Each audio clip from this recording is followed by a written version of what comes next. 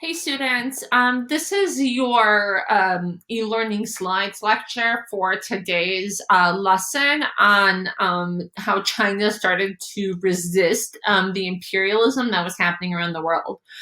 So our daily question is, how was China's identity challenged by outside invaders? And really we're trying to understand eventually what the response to this is. Now, at one point in this lecture, you guys will be pausing and then working on the Opium War documents that are on Google Classroom. So I will let you guys know when that is, okay? So where are we at right now, right? We've kind of left at this point in our unit and really in our curriculum China alone for some time, and we're coming back to it because all that time that we weren't talking about China, it was very, very self-sufficient. It wasn't trading with the Western countries. So where the Western countries were battling it out with each other, China was kind of like in its own bubble. It had a very healthy agricultural economy. They had a good manufacturing industry with mining, luxury items, because they had a favorable balance of trade, specifically with that Silk Road. So remember when we talked about the spices, a lot of the spices were coming from East Asia. And so the Chinese were getting a good price for these. And the West wanted these goods, and so they were trading with China, and China was coming out on top. And really, China closed the rest of itself off away from trade. The only place that was open for trade was the port of Guangzhou. And as I mentioned before, trade for so far had been favorable for the Chinese. But now the Europeans are sitting there, right? They're exploring the world, they're industrializing, they're imperializing, and they're like, wait a second, why is China getting the good end of this? I want to do something, right? And so, in terms of like timing wise, we're looking at the mid 1800s, really at the height of this exploration, imperialism, and industrialization. And so they meaning the Western countries, want to come up with a product that the Chinese would buy in bulk.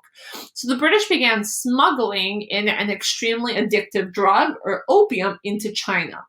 And just about 4 decades after opium first arrived in China, 12 million Chinese people were addicted to the drug.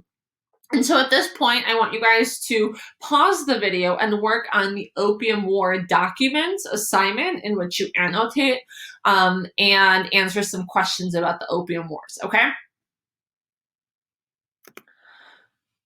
Okay, so you should have at this point went ahead and annotated and did some document work with the Opium Wars. We're going to have a video now from Khan Academy that I'm going to embed into this video.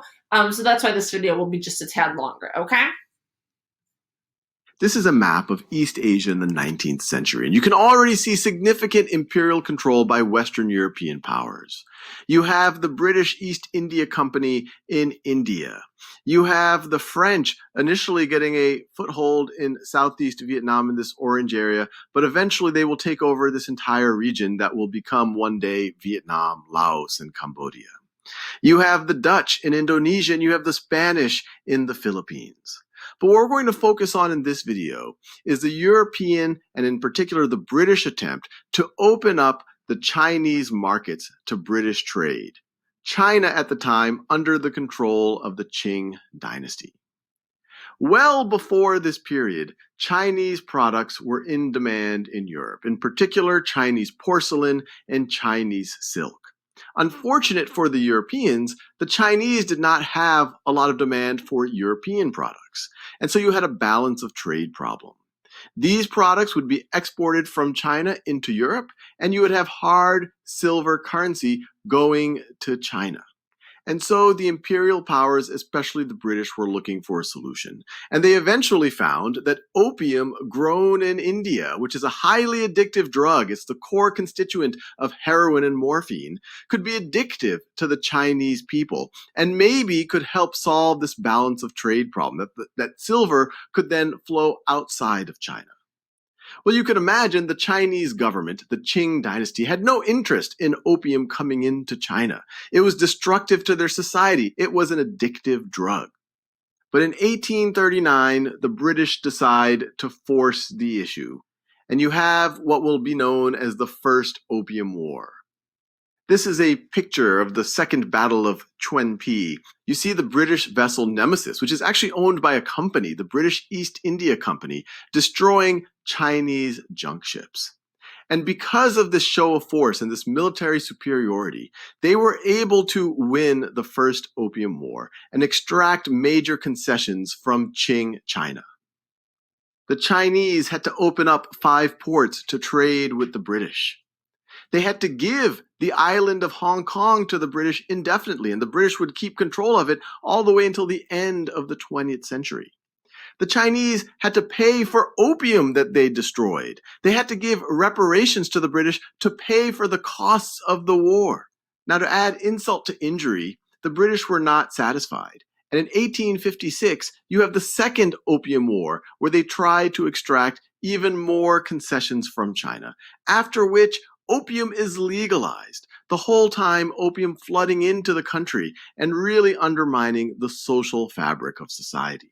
To make matters worse for China, you have a major civil war in this time period, the Taiping Rebellion, which was started by this sect of Christianity that viewed it as their destiny to overthrow the Qing dynasty. And this is one of the most bloody civil wars that any nation has seen in history, with over 20 million people being killed. And historians believe that the Qing concessions to the British and then the French, and also the opium that was undermining Chinese society, was a major contributor to this long and bloody civil war. These opium wars are often cited by Japanese in this time period as a reason for their need to industrialize and become imperial powers so that they don't get unraveled the same way that Qing China does by the Europeans. But to appreciate that this was even controversial in Europe. William Gladstone, as we enter into the First Opium War, was a young parliamentarian in Britain, and he will eventually be, at the end of the 19th century, a significant British prime minister. But as the Opium War was beginning, he gave a famous speech in Parliament. It is a matter of certainty that if we stopped the exportation of opium from Bengal and broke up the depot at Linton, and checked the cultivation of it in Malwa, and put a moral stigma upon it, that we should greatly cripple, if not extinguish, the trade in it. The great principles of justice are involved in this matter. You, and he's talking to, I believe, the foreign minister, who is an aggressive proponent of the opium wars, you will be called upon to show cause for your present intention of making war upon the Chinese. They gave us notice to abandon the contraband trade, the trade in opium. When they found that we would not, they had the right to drive us from their coasts on account of our obstinacy in persisting in this infamous and atrocious traffic. And opium was addictive, and William Gladstone had personal experience with this. His sister became addicted to opium. He went on to say, "I am not competent to judge how long this war may last. But this I can say, that a war more unjust in its origin, a war more calculated in its progress to cover this country with permanent disgrace, I do not know and I have not read of." And a few days later he wrote, "I am in dread of the judgments of God upon England for our national inequity towards China." So that part where he mentioned that the Chinese had warned the British about is actually from that first primary source that you guys had just read. So what are the results of the Opium Wars? The Chinese suffered a humiliating defeat in the hands of the British Navy. The Chinese Navy was very unprepared as compared to that strong British Navy that had been embracing that idea of militarism that was kind of a result of the industrialization and of the imperialism. And Opium Wars resulted in the Treaty of Nanking, which is the second document that you guys should have annotated and read about. So what are some important kind of factors of the Treaty of Nanking? One, the Treaty of Nanking gave Britain to Hong Kong. Gave Hong Kong to Britain, vice versa. So the British have control over Hong Kong. The Europeans and the United States gained extraterritoriality or extraterritorial rights, which basically said that foreign merchants were not subject to Chinese laws at trading points. So foreign merchants could come into China and kind of do what they wanted there. Well, the result of this was a lot of internal problems in China, right? So the Opium Wars were the external problems. How China was living in the context of other countries.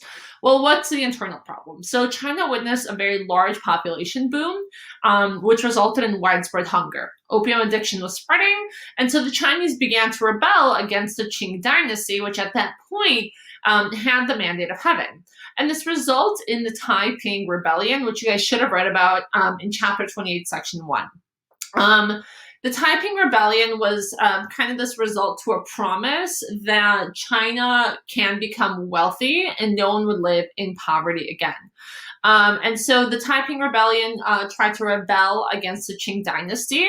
And eventually, there was this kind of mixture of fighting between the British, the French, the Qing dynasty, and those that were rebelling.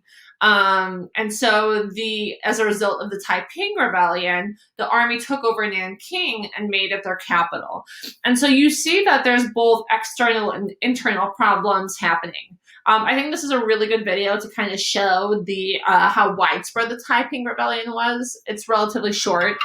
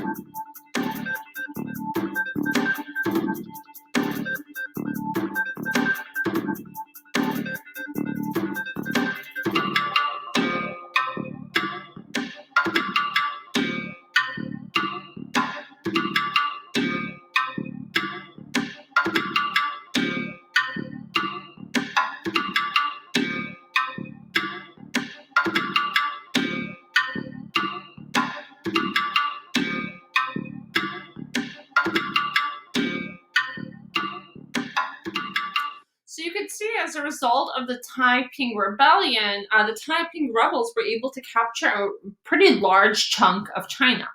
So as a result of these internal problems, there are attempts to change. So the Dowager Empress at this point was the head of the Qing Empire, or Empress Cixi. And so she wanted to make changes to stop the internal revolts or stop the Taiping Rebellion. So she wanted to update the educational system, the diplomatic service, kind of allow updates for the military, right? But not everyone was happy, remember, because they weren't happy with the Qing dynasty. Well, that's internally. Externally, as a result of the Opium Wars and the Treaty of Nanking, China is now suffering, right? Because the other countries in the world see that China is having internal problems, and so they want to take advantage of this. And European powers and Japan eventually created these things called spheres of influence in China. And really, a sphere of influence is an area in China where foreign nations control trade and investment. So again, these foreign nations took advantage of the internal problems that the Chinese were having. And in this case, the United States is able to kind of force themselves into East Asia as well. So the United States is saying these Western countries take over all this land, and they're like, hey, I want to be involved also. And so they force what's known as the open door policy on China, basically saying that China's doors should be open to all merchants of all countries, therefore forcing the Chinese to trade with the rest of the world. Well, the Qing dynasty fails to reform the internal problems, and then the problems are mounting, both internal and external. And so the China's young emperor Guangxu is a failure, right? And so he's rejected by the people, and Empress Cixi is recalled. And now Emperor Guangxu is placed under arrest. So now you have problems in the government. And so this frustration with the mismanagement of both the internal and external problems leads to yet another rebellion known as the Boxer Rebellion. And so the Boxer Rebellion is a nationalist movement for imperial reform and elimination of foreign influence. The Boxers were anti-imperialist, so anti-foreign nations getting involved, anti-colonial, and anti-Christians, because they didn't like that the Christian missionaries were coming into China and trying to change the culture. And so the Boxer Rebellion is happening, and Europeans and Americans and the Japanese are saying this, and they're not liking this because the Boxers are against these foreign people. So Europeans, Americans, and the Japanese are brought in to subdue the rebellion. Well, the result of this is that the Dowager Empress agrees to reform, similar to what Japanese constitutional monarchy was, but that reform was very slow. And because of that forced reform and then the slowness of it, we have the fall of the Qing dynasty. So in the Boxer Rebellion, the angry Chinese attacked foreigners in China, and so the Western powers, including Europe and America and Japan, crushed the Boxers. China wanted to reform, but they weren't reforming fast enough, and so China slips into chaos in the beginning of the 20th century. By 1911, the Qing dynasty is toppled, and now there's a president of China, Sun Yat-sen. And so he is now named the president of the new Chinese Republic and wanted to reform China based on nationalism, democracy, and economic security for the Chinese. So I know that was a lot that happened, right? But again, at the end of the day, our question is, how is China's identity challenged by outside invaders? So you want to focus on, in this day, focus on how the internal and external problems kind of blended, and then eventually was a challenge to China, right? Because the Europeans wanted to get involved, because the British were selling opium to the Chinese, because the United States wanted their own piece with the open door policy, right? So we have this kind of pot of, or this mixture of things that are happening, and now China's identity is being challenged. Now, if you look forward, you have to ask yourself the question, what is the effect of this, right? So China's identity is being challenged here. But then what is the result? And that's actually what we are going to look at next class and also next unit, okay? I know this was a lot of information. I'm going to post the slides into Google Classroom. This is also information from Chapter 28, Section 1. As always, questions, comments, complaints, concerns, drop a comment, email me, let me know. All right, team, thanks for making it this far. Good luck with the rest of your day. Thanks, guys.